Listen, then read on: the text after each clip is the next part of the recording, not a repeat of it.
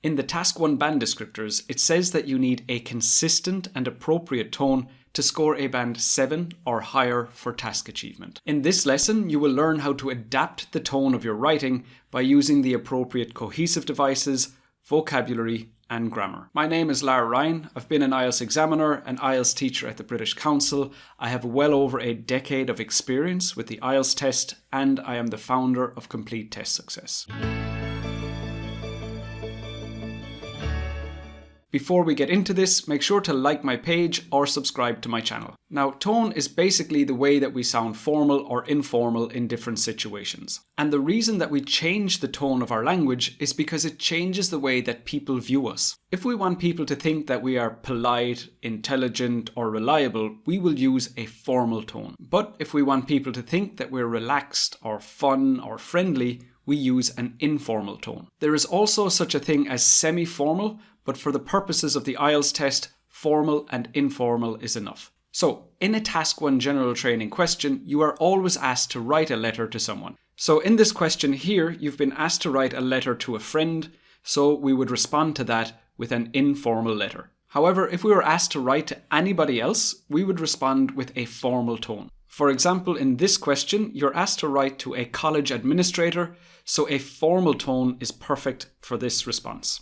So before we get into the language that you should use, let me just outline some language that you shouldn't use. So there are a lot of modern abbreviations that we use for sending messages to our friends, but none of those are suitable. By this I mean things like GR8 for great or TBH for to be honest. Those are definitely informal, but they are too informal for the IELTS writing test. In fact, don't use abbreviations like EG for example either. When you use these abbreviations, you're skipping some of the grammar and some of the vocabulary involved in communicating in English, and that's preventing you from clearly showing the examiner what you're capable of. So in relation to how we sound more formal or informal, let's start with cohesive devices. And cohesive devices are words that tell the reader what to expect next. Now, cohesive devices tend not to be informal.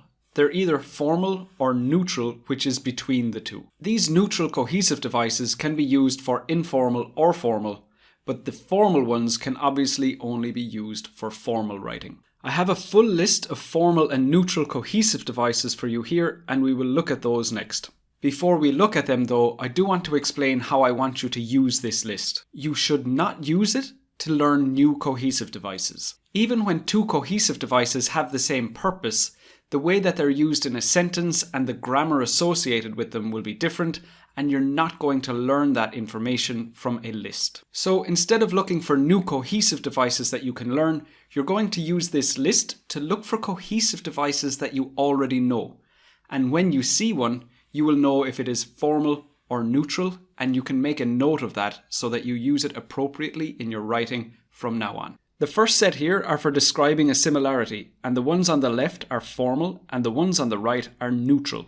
Now, let me give you an example of why I said you should not use this list to learn new cohesive devices. We will look at the formal cohesive device equally and the neutral cohesive device like. Having an appropriate tone in your answer is equally important to directly responding to the question prompt. Or, having an appropriate tone in your answer is very important, just like directly responding to the question prompt.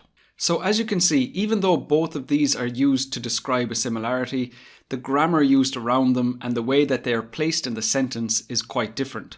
We have is equally important to and is very important, comma, just like. And this is why it's a bad idea to learn new words from a list like this. You simply won't know how to use them correctly. As I suggested, you should just look for any cohesive devices that you already know on this list and make a note if they are formal or neutral. And here is the full list. If you would like to pause the video, you can go through that in your own time. Or if you would like your own copy of that list, you can sign up for my newsletter where you will get this as well as sample questions and sample answers for general training, writing task 1 and task 2. Next, we will look at how to adapt your grammar so as to sound more formal or informal in your letter. First though, let me explain how we're going to do this. I have two task 1 questions here and they both have the same prompts.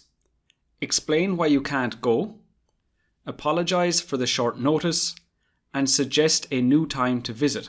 However, the situation in each of the questions is slightly different. The first one says, you had planned to visit your head office which is located in a different city but can no longer go. Write a letter to the head office manager in your letter, and then you include the information in the prompts we just looked at. Because we're not writing a letter to a friend, we will need to respond to this in a formal tone. And the situation in the second question is this. You had planned to visit your friend who lives in a different city but can no longer go. Write a letter to your friend in your letter, and we have the exact same prompts. As this question asks you to write to a friend, we will respond with an informal tone. So in relation to grammar, the first thing we will look at is the fact that informal language tends to use shorter grammatical structures. So let's look at paragraphs responding to this first prompt. Explain why you can't go. We'll look at the formal one first. For the formal paragraph, we can start by saying, it has just come to my attention that. Now to say this in an informal tone, we would write, it turns out that. So straight away you can see what I'm referring to about informal writing having shorter structures. The formal one used 8 words, the informal one used only 4 words, yet they both communicate the exact same piece of information. And you'll see this happening again and again throughout this paragraph. So continuing with the next part of the formal paragraph, we will say, I will not be able to visit head office next week. And in the informal one, I can't visit you next week. Back to the formal one, as had initially been arranged. But in an informal tone, we would say, as we'd planned. This is because an important client is visiting from abroad, because I've an important client flying into the country, and has requested that I give him a tour of the local tourist attractions during the weekend, and he wants me to show him around some of the tourist attractions over the weekend. It is unfortunate that I must cancel. It's a pity that I can't make it, but I have no other option under the circumstances. But it's really out of my hands. The next thing to be aware of is that an informal tone tends to be much more direct with the information than a formal tone. By direct, I mean that we give the information as concisely as possible and we just get straight to the point. For example, in the formal paragraph we said, I will not be able to visit head office. Whereas in the informal one, we just said, I can't visit you. And you can see that's much more direct and straight to the point. Now, the reason that we're more direct like this when we're speaking in an informal tone is because we're not worried that we're going to upset or sound rude to the person that we're speaking to. But there are exceptions to this. Even if we're talking to a friend, we're not going to be this direct when we're asking for help or we're talking about something more serious. For example, with a friend who you would normally speak to in an informal tone, if you needed to ask them to borrow some money, you would not just say, give me money. In that situation, we would speak to our friend in a more formal tone and we would be less direct by saying something like, would it be okay if I could borrow some money from you? So in the IELTS test, if the question says you need to ask a friend for help or you need to give advice to a friend, do not use the same type of informal direct language you would use under normal circumstances. Now the next part of grammar we're looking at are contractions, which are considered to be informal. By contractions, I mean words like this. Can't instead of cannot, we'd instead of we had, I've instead of I have, and it's instead of it is. Because contractions sound more informal, you should use them as much as you can if you're writing an informal letter, but also avoid using them if you're writing a formal letter. This, however, does not really apply to task 2, so just think about this when you're writing your task 1 answer. And that brings us to the use of modals, which are considered to be more formal, and modals are words like would, could, and may. You can see 2 of them here in this formal paragraph, and you will see more of them in the rest of this sample answer. So the next thing we're looking at is phrasal verbs, and these are also considered to be informal. So, for example, the verb investigate has the same meaning as the phrasal verb look into. So the first one is more formal and the second one is more informal. Let's look at the phrasal verbs from our informal paragraph. Turns out, which has the same meaning as transpire. Flying into, which has the same meaning as arriving by plane. Show him around, which has the same meaning as give him a tour. And make it, meaning go in this context. And the final aspect of grammar that affects tone is passive voice.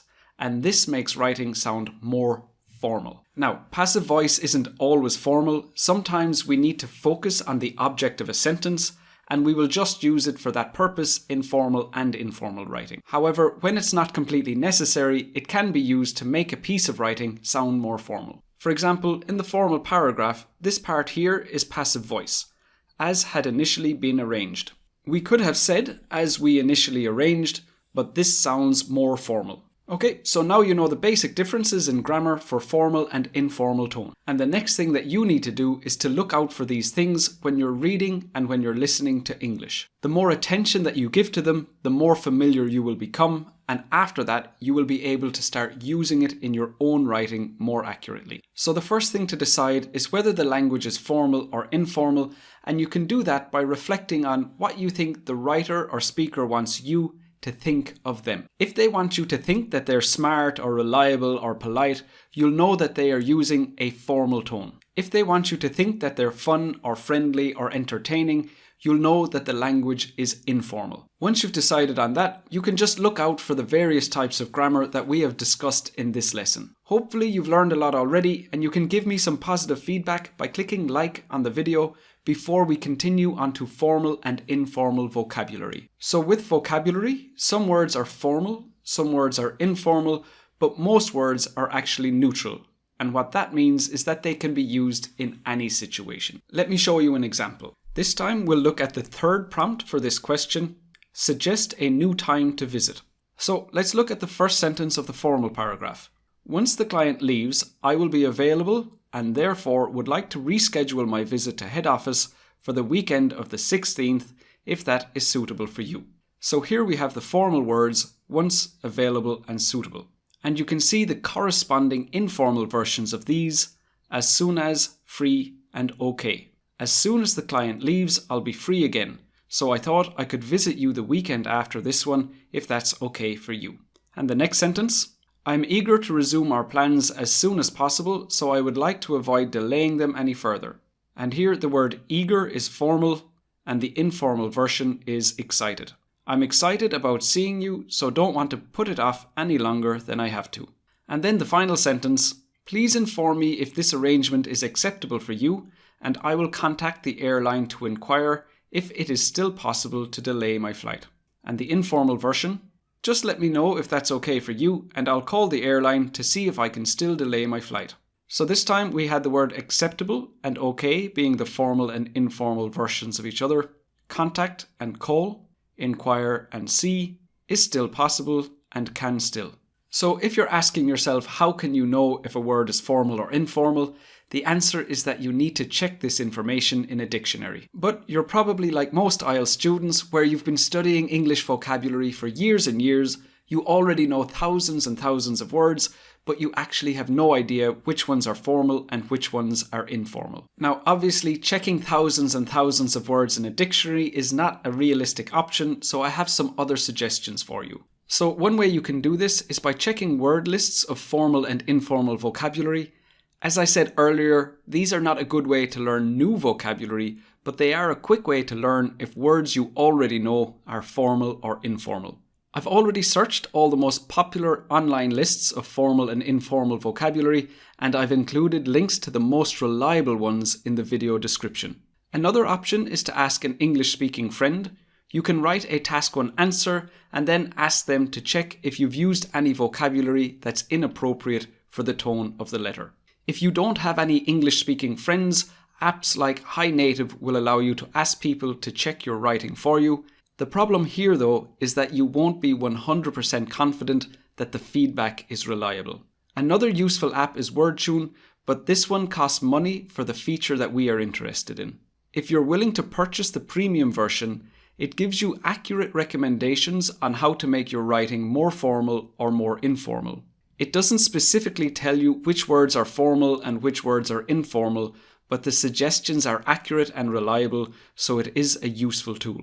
You can also get more support from me by coming to my free live feedback lessons, and I will tell you if you're making any mistakes with the tone of your writing.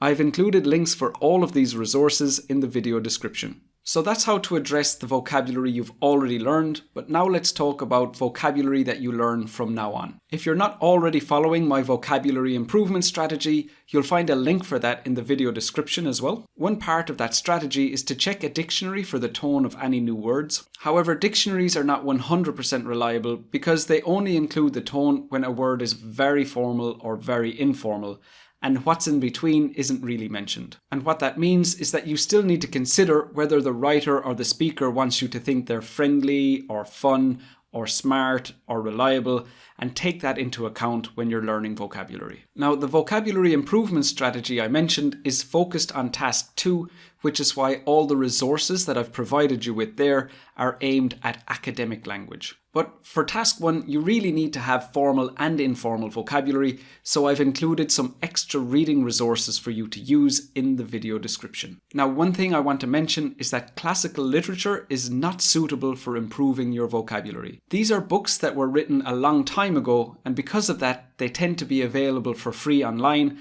and a lot of students will read them because they have such easy access to this literature. The problem though is that the English language is always evolving and changing, and what it sounded like 100 years ago is not what it sounds like right now, and the vocabulary that you'll end up learning from classical literature is not actually useful for you whatsoever. That's why it's best to just focus on more modern texts.